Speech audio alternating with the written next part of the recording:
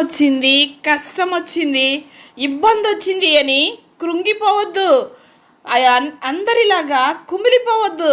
ఎందుకంటే సర్వశక్తుడైన దేవుణ్ణి నీవు ఆరాధిస్తున్నావు.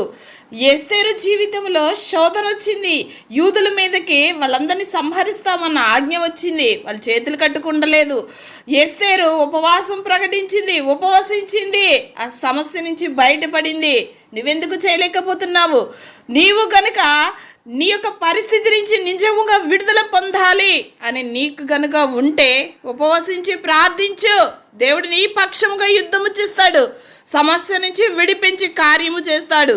చచ్చు మాటలు పలకొద్దు, జరగలేదు ఎలా అని. నీవు చేసి చూడు, విశ్వాసముతో విడుదల పొందుతా ఉన్నాడు. ఎస్తేరు జీవితంలో శాసనాలు మార్చిన దేవుడు నీ యొక్క స్థితిలో ప్రతి పరిస్థితిని మార్చి చూపిస్తారు. విశ్వాసముతో చెయ్యి. ఆమేన్.